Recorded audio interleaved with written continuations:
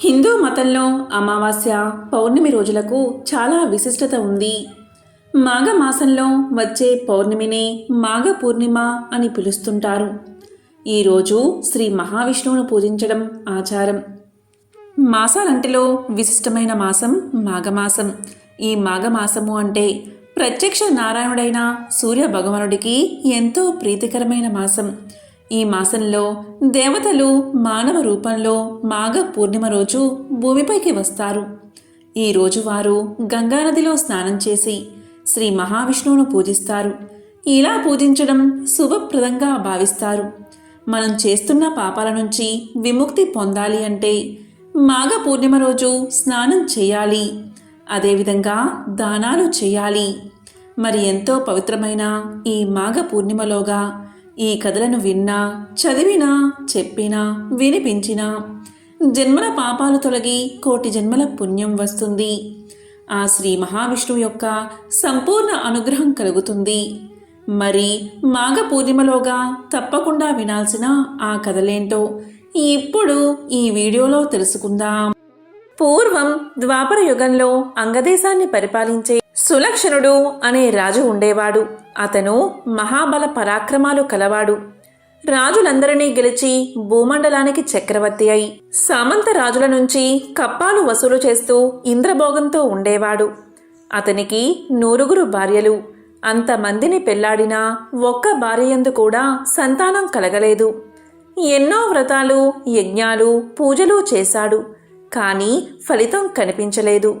తపస్సాలులైనా ఏ మహాముళ్ళైనా అడిగితే తనకు సంతానం కలిగే వ్రతం లాంటిది చెబుతారు అనే ఆశతో ఒకనాడు భార్యలతోనూ పరివారంతోనూ బయలుదేరి నైమిసారణ్యానికి చేరుకున్నాడు సులక్షణ మహారాజు. నైమిసారణ్యం పరమ నైష్ఠికులైన మహర్షులుండే పవిత్ర ప్రదేశం కదా. మరి సులక్షణుడు అక్కడికి వెళ్ళి వినయ విధేయతలతో సౌనకాది మహాముళ్లను దర్శనం చేసుకుని వారికి సాష్టాంగ నమస్కారాలు చేసి ఇలా పలికాడు. మహాత్ములారా, నేను పూర్వజన్మలో చేసిన పాపమో మరేమో కాని ఈ జన్మలో 100 మంది రాణులను వివాహమాడినా కూడా ఒక్క రాణి వల్ల కూడా నాకు పుత్ర సంతానం కలగలేదు. అందుకు కారణమేమిటో సెలవిచ్చి నాకు పుత్ర సంతానం కలిగే ఉపాయం చెప్పండి అని దీనంగా ప్రార్థించాడు. ఆ మునులు రాజును చూసి కరుణగలమారి ఇలా పలికారు. మహారాజా, నువ్వు పూర్వజన్మలో సౌరాష్ట్ర దేశానికి మహారాజువు. ధర్మాత్ముడువై రాజ్య ప్రజలను చక్కగా పరిపాలించి ఎన్నో యజ్ఞయాగాలు, వ్రతాలు ఆచరించేవాడవు. ప్రతి సంవత్సరం మాఘమాస వ్రతం చేసేవాడవు. కానీ మాఘశుద్ధ సప్తమి అనగా రథ సప్తమి నాడు అన్ని దానాలు, ధర్మాలు చేసేవాడువు. కానీ ఎప్పుడూ కూష్మాండ దానం అంటే గుమ్మడి పండు దానం చెయ్యలేదు. ఆ దోషం చేత నీకీ జన్మలో సంతానం కలగలేదు. మేమిప్పుడు నీకొక మామిడి పండును మంత్రించి ఇస్తున్నాము. దీన్ని నువ్వు ఇంటికి తీసుకుపోయి దేవమందిరంలో ఉన్న దేవుడికి పూజ చేసి దీన్ని నైవేద్యంగా సమర్పించిన తర్వాత నీ రాణులందరికీ చిన్న చిన్న ముక్కలుగా కోసి తినిపించు. వారంతా గర్భవతులు అవుతారు.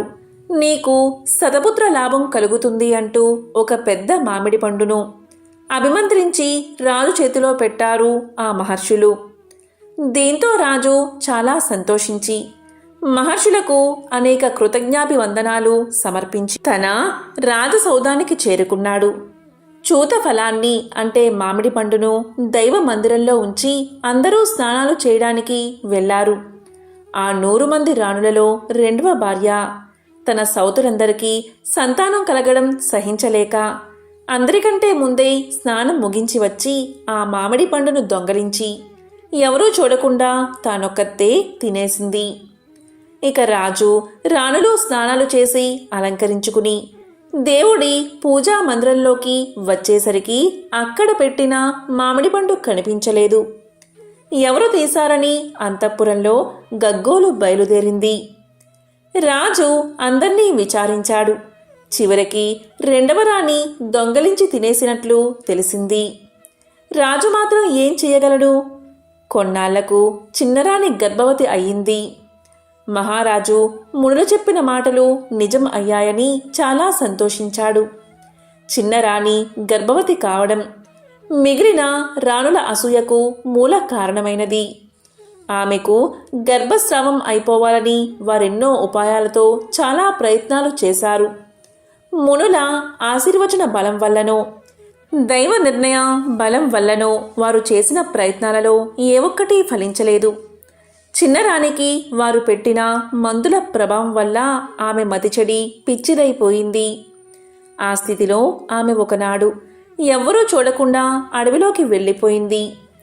అడవిలో చిన్నరాణి తిరిగి తిరిగి అలసిపోయి స్పృహ తప్పి ఒకచోట పడిపోయింది.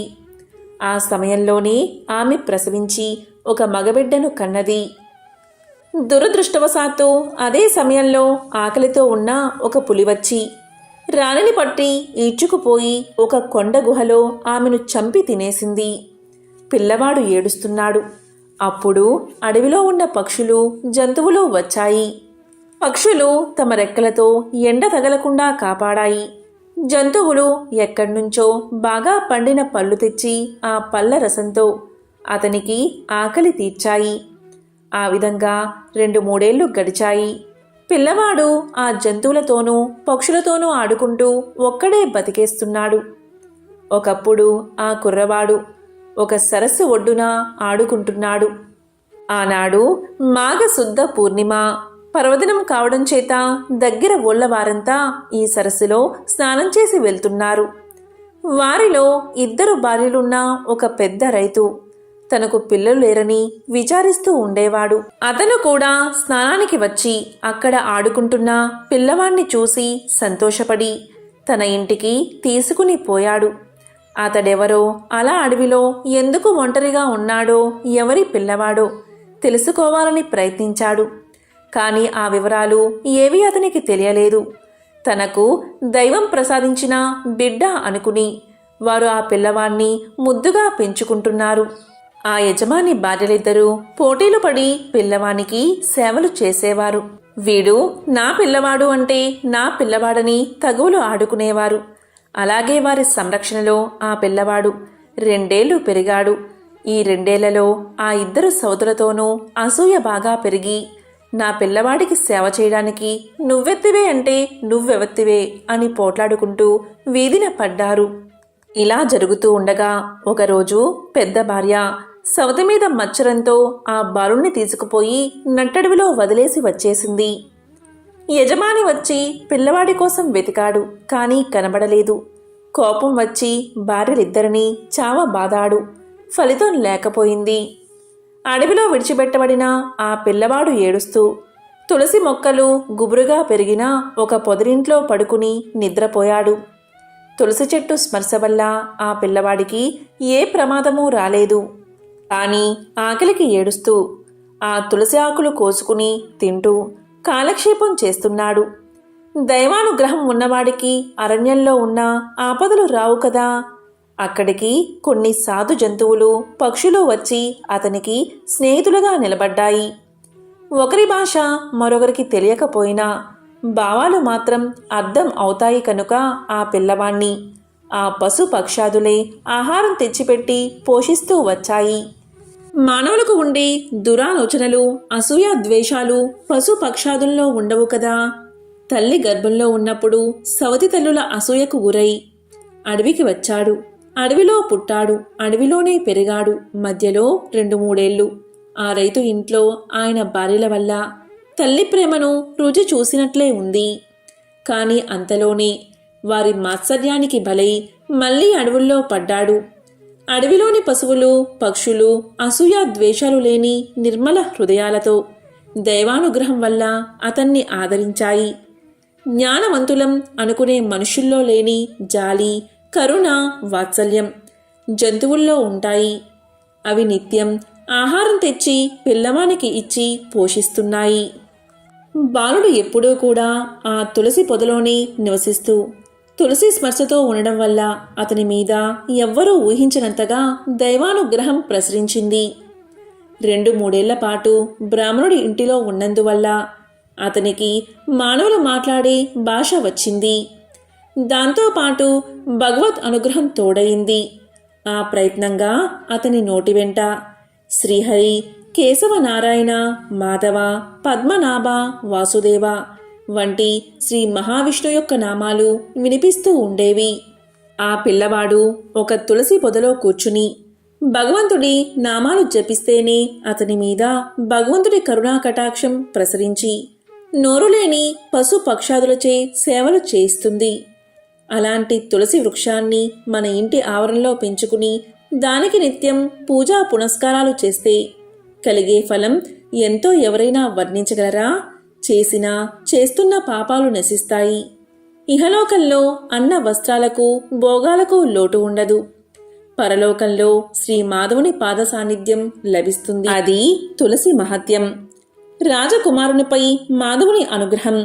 అక్కడ సులక్షణ మహారాజు అడవిలోకి పారిపోయిన గర్భవతి అయిన భార్య కోసం చాలా వెతికించాడు.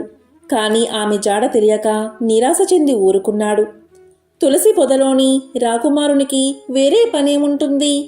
నిత్యం తనకు వచ్చిన హరినామాల్ని జపిస్తూ ఉండేవాడు.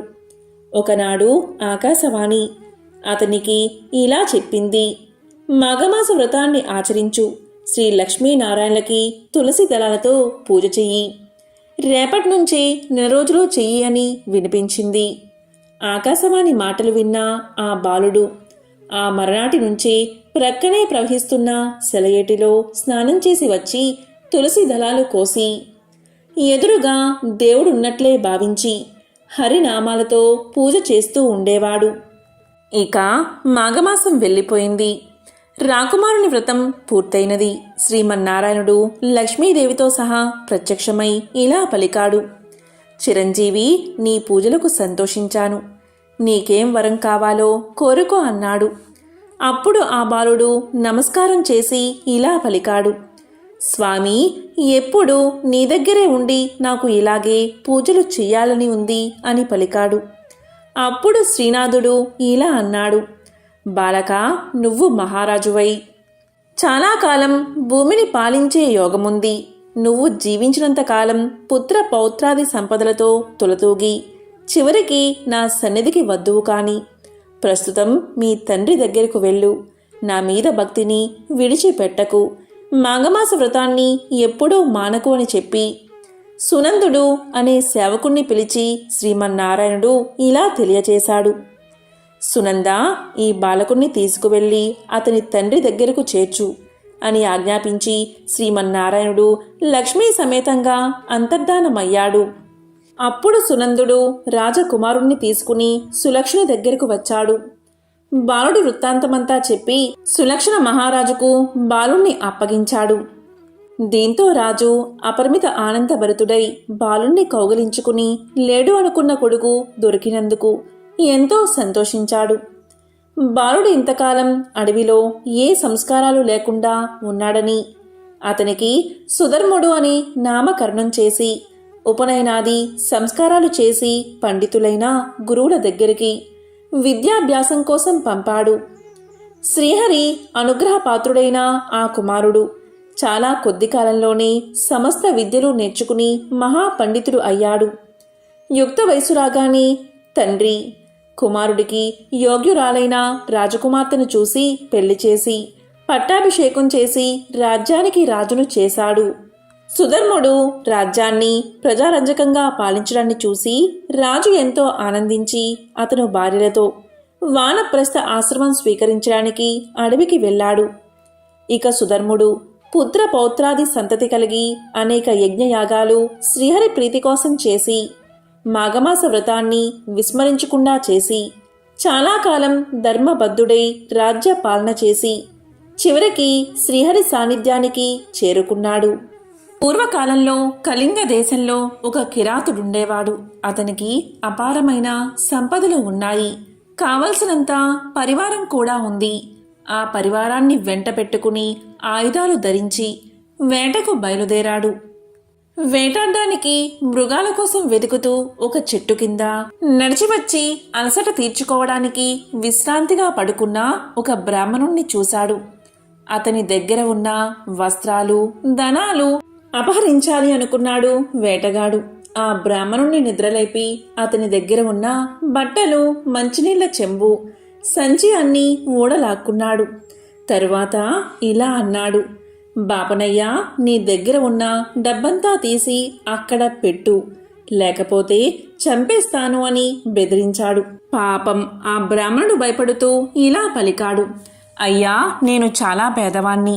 వచ్చేది మాఘమాసం కదా, నర్మదా నదిలో మాఘ స్నానాలు చేద్దామని నేను వెళ్తున్నాను. నా దగ్గర సొమ్మేమీ లేదు, నన్నేమీ చేయకు అని దీనంగా వేడుకున్నాడు. ఆ బ్రాహ్మణుడి మాటలకు వేటగాడికి కోపం వచ్చి తన చేతిలో ఉన్న కత్తితో 2 ముక్కలుగా బ్రాహ్మణుణ్ణి నరికేశాడు. కట్టుబట్టలతో సహా అన్నీ వెతికినా ఆ బాపడి దగ్గర ఒక్క పైసా కూడా దొరకలేదు వేటగాడికి. తరువాత ఆ వేటగాడు ఆ అరణ్య మార్గంలో ప్రయాణిస్తున్న ప్రయాణికుల గుంపు మీద పడి వారిని నిర్దాక్షిణ్యంగా స్త్రీలు, బాలురు, వృద్ధులు అనకుండా అందరినీ చంపి వారి దగ్గర ఉన్న నగలు, ధనాలు అన్నీ దోచుకున్నాడు. ధనం సంపాదించడానికి ఎవరి ప్రాణాలైనా తీయడంలో వెనుకాడేవాడు కాదు ఆ వేటగాడు. ఆ వేటగాడికి పట్టణంలో బంగారు నగలు చేసి ఒక కంసాలివాడు మిత్రుడిగా ఉండేవాడు. వేటగాడు తాను దోచుకువచ్చిన నగలన్నీ ఆ కంసాలికి ఇచ్చి అమ్మించి ధనం తీసుకుపోయేవాడు. కంసాలి వేటగాడు తెచ్చిన బంగారంలోంచి కొంత అపహరించి స్వయంగా అమ్ముకుని బంగారం అమ్మి పెట్టినందుకు వేటగాడు ఇచ్చే సొమ్ములో కొంత డబ్బు పుచ్చుకుని బాగా సంపాదించాడు. అతనికి కూడా పాప భీతి లేదు. వీరిద్దరికీ ఇంకొక సూత్రుడు స్నేహితుడుగా ఉండేవాడు. వాడు స్త్రీ వ్యసనం కలవాడు.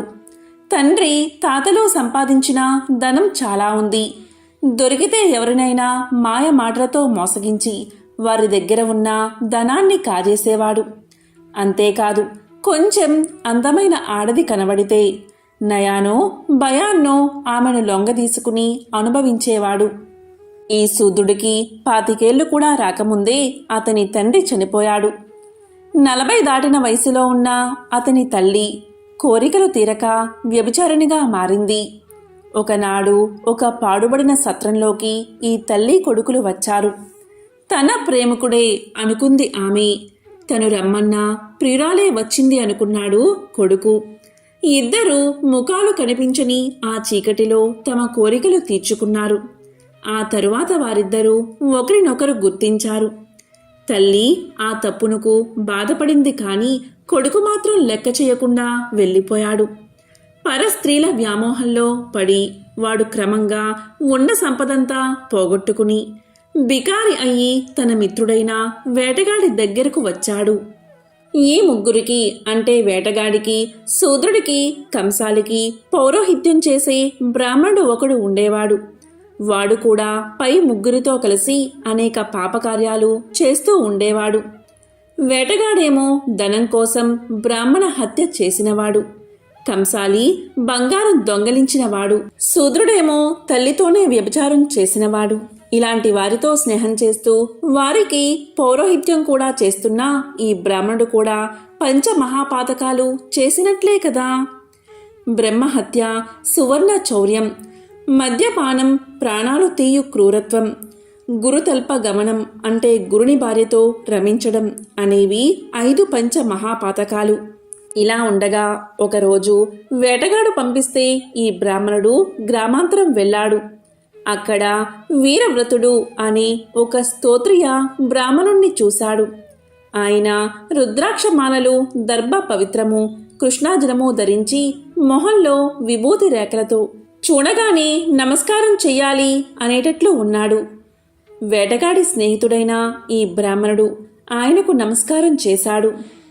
బ్రాహ్మణ తేజస్సు పోగొట్టుకుని అతి సామాన్యుడిలా కనిపిస్తున్న అతన్ని చూసి వీరవ్రతుడు ఇలా పలికాడు, ఎవరు నువ్వు, నీకేం కావాలి చెప్పు అన్నాడు. అప్పుడు ఈ బ్రాహ్మణుడు, నేనొక వేటగాడి పురోహితుణ్ణి, బ్రాహ్మణుణ్ణి అన్నాడు. అప్పుడు వీరవ్రతుడు కొంచెంసేపు కళ్ళు మూసుకుని దివ్య దృష్టితో ఈ బ్రాహ్మణుడి కథంతా గ్రహించి కళ్ళు తెరచి ఇలా పలికాడు, నువ్వు చేసిన పాపాలన్నీ చెబుతాను విను. నీ యజమాని వేటగాడు బ్రహ్మహత్యాది పాపాలు అనేకం చేశాడు.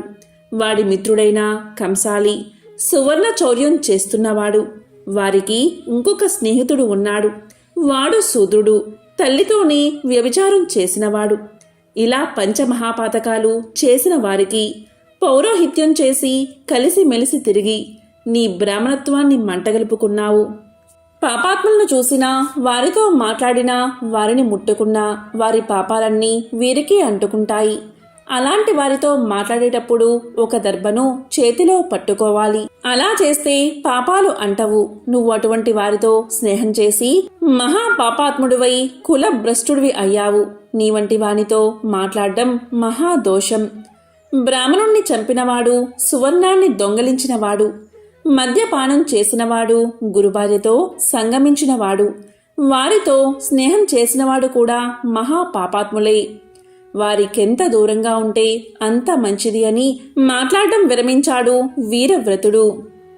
ఈ విశృంఖలుడు ఆయన మాటలు విని చాలా భయపడ్డాడు. ఆ వీరవ్రతుడికి దూరం నుంచే సాష్టాంగా దండ ప్రణామం చేసి చేతులు జోడించి ఇలా పలికాడు. మహాత్మా, నాకీ మహాపాతకాల నుంచి విముక్తి ఎలా కలుగుతుంది? నా పాపాలకు ప్రాయశ్చిత్తం ఏమిటో సెలవియ్యండి అని ప్రార్థించాడు. అప్పుడు వీరవ్రతుడు జాలి తలచి ఇలా అన్నాడు. ఓయి, నువ్వు చేసిన పాపాలకు మనువు చెప్పిన ప్రాయశ్చిత్తమే నేనిప్పుడు చెబుతున్నాను. ప్రతిరోజు నువ్వు చేసిన పాపాలను చెట్టుకో పుట్టకో చెప్పుకుంటూ 12 ఏళ్ళు తీర్థయాత్రలు చెయ్యి. ఇంటింటికి పోయి భవతి భిక్షాదేహి అని యాచిస్తూ ఆ భిక్షాన్నం తింటూ ఉండు. మాఘమాసం వచ్చేటప్పటికి ప్రయాగ క్షేత్రానికి చేరి మాఘమాసం 9 రోజులు ప్రాతకాలంలో గంగా, యమున, సరస్వతి త్రివేణి సంగమంలో స్నానం చేసి ప్రయాగ క్షేత్రాధినాథుడైన మాధవుని అర్చనం చేసుకుంటూ ఉండు. ఈ 9 రోజులు త్రివేణి సంగమ స్థానంలో పొద్దున్నే స్నానం చేస్తే అటువంటి వాడి పాపాలన్నీ నిప్పులో పడిన ప్రతి పోగులుగా నశిస్తాయి. మాఘమాసం వెళ్ళిన తర్వాత 1 సంవత్సరం పాటు ప్రయాగలో ఉండి త్రివేణి సంగమ స్నానం చేస్తూ గోమాత భక్షించగా మిగిలిన బియ్యంతో అన్నం వండుకుని తిను. అప్పటికి నీవు చేసిన పాపాలకు ప్రాయశ్చిత్తము అవుతుంది, పాపాలు నశిస్తాయి అని చెప్పగా విని విశృంఖలుడు ఇలా పలికాడు. ఆర్య, నా మిత్రులైన కిరాతుడు, కంసాలి, శూద్రుడు ఇంకా ఆ పాపాలలో కూరుకుపోయి నరక బాధలు పడవలసిందేనా? వారి పాపాలకు ప్రాయశ్చిత్తం లేదా అని అడిగాడు. అప్పుడా వీరవ్రతుడు ఇలా పలికాడు. నీకు చెప్పిన ప్రాయశ్చిత్తమే వారికి వర్తిస్తుంది. నువ్వెలా చేశావో వారిని అలాగే చెయ్యమని చెప్పు అన్నాడు. దీంతో విశృంఖలుడు మళ్ళీ వీరవ్రతుడికి నమస్కారం చేసి, గురుదేవా, మీరు చెప్పినట్లు 12 ఏళ్ల పాటు తీర్థయాత్రలు, ప్రయాగ స్నానాలు చేసి నా పాపాలకు ప్రాయశ్చిత్తం చేసుకున్నాక తమ సన్నిధికి తిరిగి వస్తాను. అప్పుడు నాకు ధర్మోపదేశం చేసి నన్ను అనుగ్రహించండి అని ప్రార్థించాడు. ఆయన సరే అని వాగ్దానం చేశాక విశృంఖలుడు తీర్థయాత్రలకు బయలుదేరాడు. బయలుదేరే ముందు వేటగాడు మొదలైన మిత్రుల దగ్గరకు వెళ్ళి వీరవ్రతుడు చెప్పిన ప్రాయశ్చిత్తం గురించి చెప్పి, స్నేహితులారా, మీరు కూడా పాపము పనులు మాని ప్రాయశ్చిత్తం చేసుకోండి అని చెప్పి వెళ్ళిపోయాడు. వారు కూడా చేసిన పాపాలకు పశ్చాత్తాపపడి వీరవ్రతుడు చెప్పిన విధంగా ప్రాయశ్చిత్తం చేసుకుని పాపాల నుంచి విముక్తిని పొందారు. ఈ విధంగా విశృంఖలుడు తీర్థయాత్రలు చేస్తూ కాశీ నగరానికి చేరి అక్కడ కొంతకాలముండి మాఘమాసం రాగానే ప్రయాగ క్షేత్రానికి వెళ్ళి అక్కడి త్రివేణి సంగమంలో స్నానం చేస్తూ వీరవ్రతుడు చెప్పిన విధంగా ప్రాయశ్చిత్తం చేసుకుని 12 ఏళ్ల తర్వాత వీరవ్రతుణ్ణి వెతుక్కుంటూ వెళ్ళి ఆయన నైమిసారణ్యంలో ఉన్నట్టు తెలుసుకుని అక్కడికి వెళ్ళి ఆయన ముందు నిలబడి నమస్కారం చేసి ఇలా అన్నాడు. గురుదేవా, మీరు చెప్పిన ప్రకారం 12 సంవత్సరాలు తీర్థయాత్రలు చేసి నా పాపాలకు ప్రాయశ్చిత్తం చేసుకుని వచ్చాను. ఇంకేం చెయ్యాలో ఆజ్ఞాపించండి అన్నాడు. అప్పుడు వీరవ్రతుడు విశృంఖలుని ఆదరించి కుశల ప్రశ్నలు అడిగి ఇలా పలికాడు. విశృంఖల, నీ పాపాలన్నీ నశించాయి. త్రివేణి సంగమ స్నానం చేత దుష్టులతో స్నేహం చేసిన దోషం కూడా తొలగిపోయింది. ఇప్పుడు బ్రహ్మ తేజస్సుతో ప్రకాశిస్తున్నావు. 3 రోజుల పాటు మంత్రాలతో అభిమంత్రించిన తీర్థాలతో స్నానం చేయిస్తాను. ఈ 3 రోజులు నువ్వు ఉపవాసంతో ఉండాలి అని చెప్పి 3 రోజులు మంత్రాలతో పవిత్రమైన జలాలతో స్నానం చేయించాడు. దానితో విశృంఖలుడు సానపెట్టిన వజ్రంలా ప్రకాశించాడు. వీరవృతుడు విశృంఖలుడికి ఇలా అనేక ధర్మాలు ఉపదేశించాడు. నాయనా, వేద ధర్మాన్ని ఎప్పుడూ అనుసరించి ప్రవర్తించు. శాస్త్రం చెప్పిన విధంగానే కార్యక్రమాలు ఆచరించు, లేకపోతే అవి ఫలితాన్ని ఇయ్యవు. వివాహం చేసుకుని గృహస్థ ధర్మాలను ఆచరించు. సత్పురుషులను సేవిస్తూ ఉండు. సంధ్యావందనం, అగ్నిహోత్రం, బ్రహ్మయజ్ఞం ఎప్పుడూ మానకుండా చెయ్యి. ఇంద్రియ నిగ్రహంతో వ్యవహరించు. నిత్యము సాలగ్రామార్చన చేస్తూ ఉండు. ఎవరితోనూ విరోధం పూనకు. సమస్త ప్రాణుల మీదను దయ కలిగి ఉండు. పరస్త్రీలను తల్లుల్లా భావించు. చదివిన వేదాలను నిత్యం పారాయణ చేస్తూ ఉండు. వీటిని మర్చిపోకు. నీ తల్లిదండ్రుల మృతతిథుల్లో వారికి శ్రాద్ధం జరపడం మానకు. ఇతిహాసాలను, పురాణాలను, వేదాంగాలను అర్థం చేసుకుంటూ చదువు. భస్మధారణం కానీ, నామాలు ధరించడం కానీ చెయ్యి. నిత్యం రుద్రాభిషేకం చేసి మారేడు దళాలతో శివుణ్ణి పూజించు. తులసీ దళాలతో శ్రీ లక్ష్మీనారాయణని పూజించు. సన్యాసుల్ని గౌరవించు. అతిథి అభ్యాగతులను ఆదరించి భోజనం పెట్టు. కామక్రోధాది శత్రువులను దగ్గరకు చేరనీయకు. చిత్తశుద్ధితో యజ్ఞయాగాదులు ఆచరించు. ప్రతి సంవత్సరం మాఘమాస వ్రతం చేసి శ్రీ మహావిష్ణువును భక్తి శ్రద్ధలతో ఆరాధించు. ఇహలోకంలో నియమబద్ధమైన జీవితం గడిపితే పరలోకంలో ఉత్తమ గతులు పొందుతావు. నీకు శుభం కలుగుతుంది. వెళ్ళిరా అని దీవించి విశృంఖలుని సాగనంపాడు. అప్పుడు విశృంఖలుడు గురువరేణ్యుని పాద పద్మాలకు సాష్టాంగా దండ ప్రణామాలు చేసి ఇలా అన్నాడు. గురుత్తమ, తాము ఉపదేశించిన ధర్మాలను అక్షరాలా ఆచరిస్తాను అని చెప్పి సెలవు తీసుకుని కాశీ నగరానికి పయనమయ్యాడు. అక్కడ అన్ని విధాలా తనకు యోగ్యురాలైన కన్యను చూసి పెళ్లి చేసుకుని గృహస్థ ధర్మాలను యథావిధిగా పాటిస్తూ ఇహలోకంలో సమస్త భోగభాగ్యాలు అనుభవించి చివరికి వైకుంఠ ధామానికి చేరుకున్నాడు. చాలా కాలానికి పూర్వం దక్షిణ దేశంలో వసంతపురం అనే నగరముండేది. ఆ నగరంలో సువర్ణశ్రేష్ఠి అనే కోమటి ఒకడు ఉండేవాడు. అతను పరమలోభి. పెళ్లికి బిచ్చం పెట్టేవాడు కాదు. ఎంగిలి చేతితో కాకిని కూడా కొట్టేవాడు కాదు. తండ్రి తాతలు సంపాదించిన ఆస్తిపాస్తులు చాలానే ఉన్నా ఇంకా సంపాదించాలని తాపత్రయపడేవాడు. వడ్డీలకు వడ్డీలు కట్టి పేదవారిని పీడించుకుని తింటూ ఉండేవాడు. తాకట్టు వస్తువులు ఎన్నిటినో పోగు చేసి ఇల్లు నిండబెట్టేవాడు. పొలాల మీద తనఖా అప్పులిచ్చి వాటిని వసూలు చేసుకునేందుకు న్యాయస్థానాల మెట్లు ఎక్కేవాడు. చెట్ల కాయలు, పళ్ళు, కూరగాయలు ఒకటేమిటి అమ్మడానికి వీలైన వస్తువులంటిని అమ్మి సొమ్ము చేసుకునేవాడు.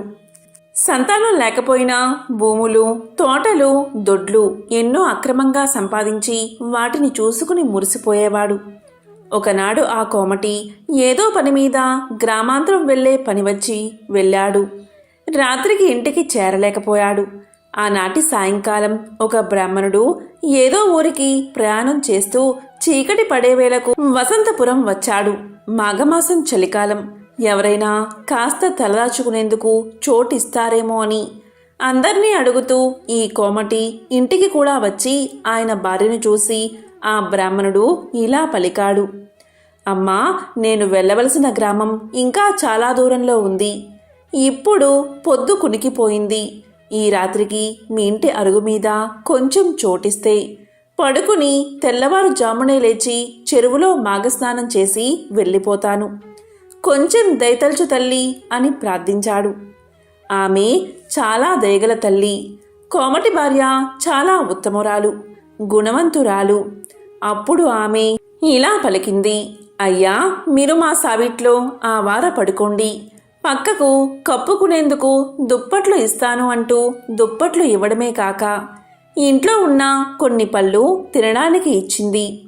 అప్పుడు ఆ బ్రాహ్మణుడు సంతోషంగా వాటిని ఆరగించిన తరువాత ఆవిడ ఇలా పలికింది, అయ్యా, మీరు తెల్లవారుజామునే లేచి మాఘస్నానం చేసి వెళ్తాను అంటున్నారు. మాఘస్నానం అంటే ఏమిటి? దాని విశేషమేమిటి? దాని ఫలితం ఏమిటి? దయచేసి చెప్పండి స్వామి అని వేడుకుంది ఆమె. అప్పుడు ఆ బ్రాహ్మణుడు ఇలా సమాధానం చెప్పాడు, తల్లి, ఇప్పుడు నడుస్తున్నది మాఘమాసం. రేపు పూర్ణిమ తిథి, పరమ పవిత్రమైన రోజు. మాఘమాస వ్రతమహిమ చెప్పాలంటే 1000 నోళ్లు గల ఆదిశేషుడికి కూడా సఖ్యం కాదు.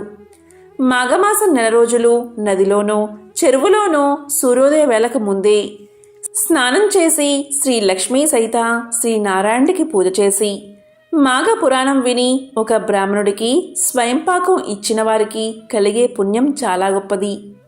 నెల రోజులు చేయకపోయినా పూర్ణిమ వంటి పవిత్ర తిథియందు స్నానం చేసినట్లయితే మాఘమాస వ్రతఫలం అంతా దక్కుతుంది అని ఆ బ్రాహ్మణుడు చెప్పగానే ఆవిడ ఇలా పలికింది, మహానుభావా, నేనింతవరకు అలాంటి వ్రతాలు చేసి ఎరగను. నేను రేపు ఉదయం మీతో పాటు చెరువుకి స్నానానికి వస్తాను. మీరు సుఖంగా నిద్రపోండి అని ఆవిడ లోపలికి వెళ్ళిపోయింది. ఇక బ్రాహ్మణుడు సుఖంగా నిద్రపోయి తెల్లవారుజామునే లేచి ఆ ఇంటి ఇల్లాల్ని కూడా నిద్రలేపి స్నానానికి చెరువు దగ్గరకు వచ్చారు. బ్రాహ్మణుడు స్నానం చేసి సంకల్పం చెప్పుకున్నాక ఆమెకు కూడా సంకల్పం చెప్పి స్నానం చేయించాడు. అంతలో పొరుగు ఊరికి వెళ్ళిన కోమటి ఊళ్ళోకి తిరిగి వస్తూ చెరువులో స్నానం చేస్తున్న భార్యను చూశాడు. అప్పుడు కోమటి ఇలా అనుకున్నాడు, ఈవిడ స్నానాలు చేసి దాన ధర్మాలు అంటూ నేను కష్టపడి కూడబెట్టిన ధనాన్నంతటినీ బ్రాహ్మణులకు పేదవాళ్లకు ఇచ్చి పాడు చేస్తుందా అని అనుకుని కోపం వచ్చి ఎందుకిలా చెరువులో స్నానం చేస్తున్నావని భార్యను అడిగాడు. అప్పుడు ఆమె ఇలా పలికింది, మాఘమాసమిది, ఈరోజు పున్నమి, ఈరోజు స్నానం చేస్తే చాలా పుణ్యమట.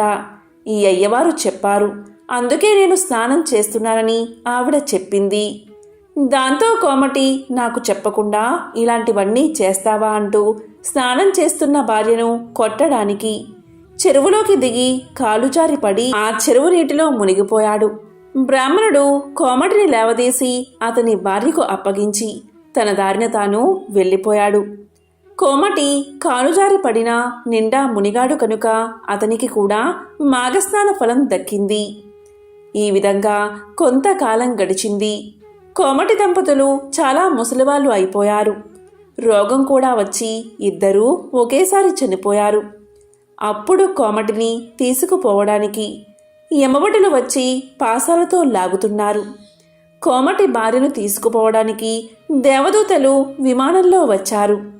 అప్పుడు ఆమె యమభటులతో ఇలా పలికింది, ఓ యమకింకరులారా, ఈ అన్యాయమేమిటి? భార్యాభర్తలం ఇద్దరం సమానమే కదా. నన్ను విష్ణులోకానికి తీసుకుపోవడం ఏమిటి? ఆయన్ని నరకానికి అంటే యమలోకానికి తీసుకుపోవడం ఏమిటి అని ప్రశ్నించింది. అందుకు యమభటులు ఇలా చెప్పారు, అమ్మా, నీవు ఒక మాఘ పూర్ణిమ నాడు చెరువులో మాఘస్నానం చేసినందువల్ల నీకు మహాపుణ్యం కలిగింది. అందుకు నీకు విష్ణులోకానికి చేరే అదృష్టం పట్టింది. నీ భర్త ఎప్పుడూ కూడా ఇలాంటి స్నానాలు కానీ వ్రతాలు కానీ చేసి ఎరగడు. అలాగే ఎప్పుడూ కూడా ఒక్కసారైనా పూజ కూడా చేయలేదు. పైగా పూజలు చేసేవారిని దాన ధర్మాలు చేసేవారిని నిందించేవాడు. ఎవ్వరికి పైసా కూడా దానం ఇయ్యలేదు. ఇంటికి వచ్చిన వాడికి ఒక పండును కానీ కాయను కానీ ఇవ్వలేదు. ఇలాంటి పాపాత్ముణ్ణి తీసుకురమ్మని మా యమధర్మరాజు గారు మమ్మల్ని ఆజ్ఞాపించారు. అందుకే తీసుకుపోతున్నాము అని యమభటులు సమాధానం చెప్పారు. అప్పుడు కోమటి భార్య మళ్ళీ ఇలా పలికింది, అయ్యలారా, నేను పూర్ణిమ నాడు స్నానం చేస్తూ ఉండగా నన్ను కొట్టడానికని చెరువులో దిగి కాలుజారి పడ్డ నా భర్త నీళ్ళల్లో మునిగాడు కదా, అతనికి మాత్రం మాఘస్నాన ఫలం దక్కదా? యమధర్మరాజు ఈ విషయం ఆలోచించలేదా అని అడిగింది. అప్పుడు యమభటులు ధర్మ సందేహంలో పడ్డారు. అతన్ని యమలోకానికి తీసుకుపోయి యమధర్మరాజు ముందు నిలబెట్టి యమభటులు ఇలా అన్నారు. దేవా, ఈ కోమటి భార్య వేసిన ప్రశ్నకు తామే సమాధానం చెప్పాలని కోరారు. అప్పుడు యమధర్మరాజు అతని సంగతి చక్కగా విచారించి, ఇతను మాఘ పూర్ణిమ నాడు అసంకల్పితంగా అయినా సరే చెరువులో మాఘస్నానం చేసినందుకు ఇతడి పాపాలన్నీ తొలగిపోయాయి. కనుక ఇతన్ని దేవ విమానం ఎక్కించి విష్ణులోకానికి పంపించండి అని భటులను ఆజ్ఞాపించాడు యమధర్మరాజు. దీంతో యమభటులు కోమటిని విమానమెక్కించి విష్ణులోకానికి తీసుకుపోయి విడిచిపెట్టారు. ఈ విధంగా పరమ పాపాత్ములు కూడా మాఘస్నానంతో పవిత్రులు అవుతారు అని పరమేశ్వరుడు పార్వతికి మాఘస్నాన మహిమను వివరించి చెప్పాడు. సౌరాష్ట్ర దేశంలో సుదేవుడు అనే బ్రాహ్మణుడు ఉండేవాడు. అతను మహాపండితుడు. అతని దగ్గరకు వచ్చి చాలామంది శిష్యులు వేద శాస్త్రాలను అధ్యయనం చేస్తూ ఉండేవారు. ఆయనకు ఒక కుమార్తె ఉంది. ఆమె మహా సౌందర్యవతి, యుక్త వయస్కురాలు అయ్యింది. వసుదేవుడు ఆమెకు సంబంధాల కోసం వెతుకుతున్నాడు. ఒకనాడు సుమిత్రుడు అనే శిష్యుణ్ణి గురువుగారు ఫలాలు, సమిదలు, దర్భలు తెమ్మని అడవికి పంపారు. అతనితో పాటు గురుపుత్రిక కూడా ప్రయాణమైనది. సుమిత్రుడు ఎంతగా నివారించినా వినకుండా అతని వెంట అడవికి బయలుదేరింది.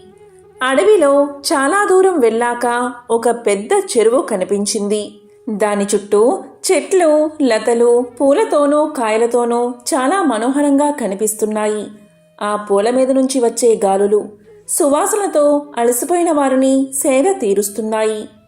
నీరు కలువలతోనూ తామరలతోనూ నిండి నిర్మలంగా ఉంది. ఆ పూల మీదగా తిరుగుతున్న తుమ్మెదల హూంకారంతో ఆ ప్రదేశమంతా నిండిపోయింది. చిలుకలు గోరువంకులు పలికే కమ్మని పాటలు చెవులకు ఇంపుగా వినిపిస్తున్నాయి. గురుపుత్రిక ఆ చెరువులోని నీళ్లు తాగి కొన్ని పళ్ళు తిని విశ్రాంతిగా కూర్చుంది. అప్పుడు ఆమె తలలో ఒక వికృతమైన ఆలోచన వచ్చింది. నేను పడుచుదానిని, నా పక్కనే అందగాడైన పడుచువాడున్నాడు. ఇది ఏకాంత మనోహర ప్రదేశం. ఇలాంటి చోట నా యవ్వనాన్ని ఎందుకు సార్థకం చేసుకోకూడదు అనుకుంది ఆమె. వెంటనే సుమిత్రుణ్ణి దగ్గరకు చేరి మెల్లగా తన మనసులోని కోరికను తెలియచేసింది. అతడు హరి హరి అంటూ రెండు చెవులు మూసుకుని ఇలా పలికాడు. నీవు మా గురు పుత్రికవు, నాకు సోదరులాంటి దానివి. నీవు ఇలాంటి అసభ్యమైన కోరిక కోరకూడదు. ఇది చాలా తప్పు. నీ మనసు మార్చుకుని ఇంటికి పదమన్నాడు సుమిత్రుడు. కానీ గురుపుత్రిక తన కోరికను ఆపుకోలేక ఇలా పలికింది. నేను సౌందర్యవతిని కానా? నన్నెందుకు తిరస్కరిస్తున్నావు? ఈ ఏకాంత మనోహర ప్రదేశంలో మన విహారం ఎంత ఆనందాన్ని ఇస్తుందో నీకు తెలియదా? నువ్వు నన్ను కాదంటే ఈ చెరువులో దూకి ఆత్మహత్య చేసుకుంటాను. నేను లేకుండా ఒంటరిగా ఇంటికి వెళితే నిన్ను మా తండ్రి శపిస్తాడు. అంతటి అనర్థాన్ని కొని తెచ్చుకోవడం తెలివైన పని కాదు. రా, నాతో ఆనందంగా విహరించు, కాదనకు అని అతన్ని నిర్బంధించింది. సుమిత్రుడు ఇంకా ఆమె మాట కాదనలేకపోయాడు. అక్కడున్న పూలతోనూ ఆకులతోనూ చిగుళ్లతోనూ పాన్పు అమర్చుకుని వారిద్దరూ ఆనంద డోలికల్లో తేలిపోయారు. తనివి తీరా సౌఖ్యాలు అనుభవించిన తరువాత వారిద్దరూ పళ్ళు, దర్భలు, సమిదలు తీసుకుని ఇంటికి చేరుకున్నారు. ఆ తర్వాత కొంతకాలానికి గురుపుత్రికకు కాశ్మీర దేశీయుడైన బ్రాహ్మణ యువకుడితో సంబంధం కుదిరింది. సుదేవుడు కుమార్తె వివాహాన్ని చాలా వైభవంగా జరిపించి ఆమెను అత్తవారింటికి పంపించాడు. ఆమె భర్తతో కొన్నాళ్ళై కాపురం చేసింది. ఉన్నట్టుండి ఆమె భర్తకు హఠాత్తుగా ఏదో రోగం పట్టుకుంది. ఎంతోమంది వైద్యులకు చూపించినా, ఎన్ని మందులు మింగించినా ఆ రోగం ముదురుతుంది కానీ తగ్గడం లేదు. జీవచ్చవంలా అయిపోయాడు. చిన్నతనంలోనే ఆమెకు సంసార సౌఖ్యం లేకపోయినందుకు ఆమె తల్లిదండ్రులు చాలా విచారిస్తున్నారు. ఒకనాడు దృఢవ్రతుడు అనే ఒక మహాయోగి సుదేవుని ఇంటికి వచ్చాడు. సుదేవుని విచారానికి కారణం అడిగాడు. ఆయన కుమార్తె అవస్థ గురించి చెప్పి విచారించాడు. అప్పుడు దృఢవ్రతుడు తన దివ్య దృష్టితో చూసి, సుదేవా, నీ కుమార్తె పూర్వజన్మలో ఒక రాజకూతురు. అయినా వయసు వచ్చినప్పటి నుంచి వ్యభిచారిణి అయి పరపురుషులతో ఆనందిస్తూ ఉండేది.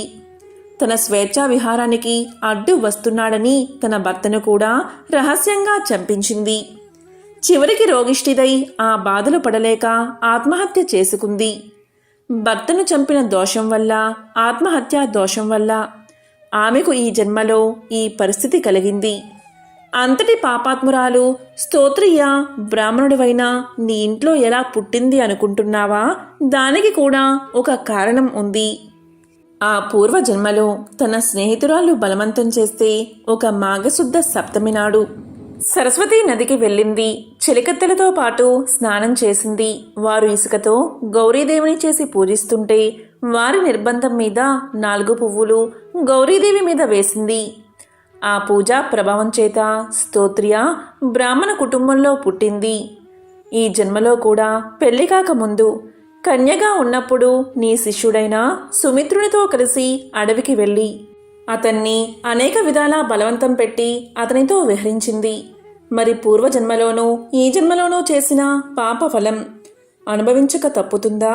అందుకే ఆమె సంసారం అలా అయ్యింది.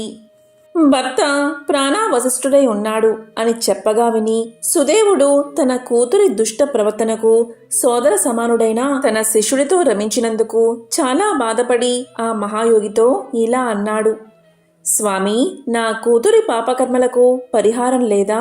ఆమె భర్తతో తిరిగి సుఖంగా బతికే యోగం లేదా అన్నాడు.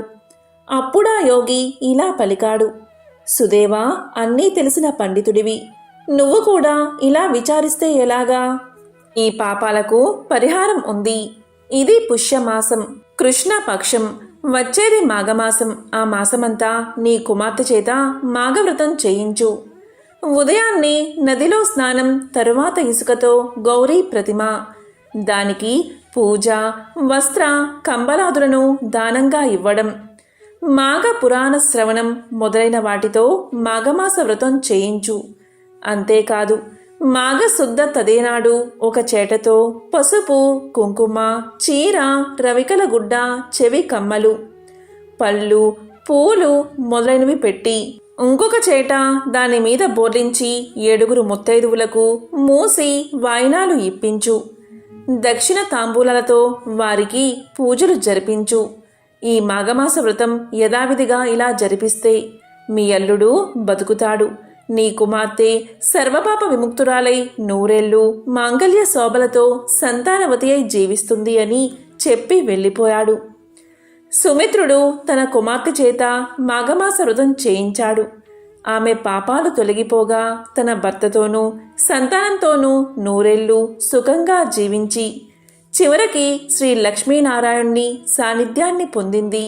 కాబట్టి ఎంతో పవిత్రమైన విశేషమైన ఈ కథలను మాఘ పౌర్ణమిలోగా విన్నా చదివినా సకల శుభాలు కలుగుతాయి. లక్ష్మీనారాయణల అనుగ్రహం మీకు కలుగుతుంది. మరి మాఘ పౌర్ణమి రోజు ఈ స్తోత్రాన్ని పఠిస్తే చాలు, ఆ సూర్య భగవానుడి యొక్క సంపూర్ణ అనుగ్రహం కలుగుతుంది. ఆ స్తోత్రమేంటో ఇప్పుడు తెలుసుకుందాం. గ్రహాణాంచ యదా సూర్యో నక్షత్రాణాంచ చంద్రమా మాసానాం హి తదా మాఘశ్రేష్ఠః సర్వేషు కర్మసు. ఈ స్తోత్రాన్ని పఠిస్తే స్వామి యొక్క సంపూర్ణ అనుగ్రహం కలుగుతుంది. మాఘ పౌర్ణమి రోజు చేసే దానాల వల్ల పుణ్యఫలం రెట్టింపు దక్కుతుంది. పేదవారికి, అవసరంలో ఉన్నవారికి, బ్రాహ్మణులకు తమకి తోచిన విధంగా వస్త్ర, అన్నదానం చేయడం వల్ల విష్ణుమూర్తి ఆశీస్సులు లభిస్తాయి. ఈరోజు దాన ధర్మాలు చేస్తే సకల దేవతల అనుగ్రహం లభిస్తుంది. శని ప్రభావం ఉన్నవాళ్ళు ఈరోజు చెప్పులను దానం చేయాలి. చంద్రగ్రహ ప్రభావంతో బాధపడుతున్న వాళ్ళు వస్త్రదానం చేయడం వల్ల గ్రహబాధలు తొలగిపోతాయి. కుజదోషం ఉన్నవాళ్ళు ఎరుపు రంగు వస్తువులు, వస్త్రాలు దానం చేస్తే మంచిది. రాహు, కేతు దోషాలు ఉన్నవాళ్ళు తేనె, ఖర్జూరాలు దానం ఇవ్వాలి. ఆకలితో ఉన్న పేదవారికి అన్నదానం చేస్తే సిరి సంపదలు దక్కుతాయి. ఈ మాఘ పౌర్ణమి రోజు విష్ణు ఆరాధనతో పాటు ఉపవాసం పాటించాలి. ఈరోజు సాయంత్రం వేళ చంద్రుడికి పూజలు చేయాలి. చంద్రుడికి అర్ఘ్యాన్ని సమర్పించి ఉపవాసాన్ని విరమించాలి. ఈరోజు పూజ చేసే సమయంలో సత్యనారాయణ వ్రతకథను వింటే చాలా మంచిది. ఈరోజు గాయత్రి మంత్రాన్ని లేదా ఓం నమో నారాయణాయ, ఓం నమో నారాయణాయ అనే మంత్రాన్ని 108 సార్లు జపిస్తే స్థితికారకుడైన ఆ మహావిష్ణువు యొక్క సంపూర్ణ అనుగ్రహం మీకు కలుగుతుంది. ఓం నమో నారాయణాయ, ఓం నమః శివాయ.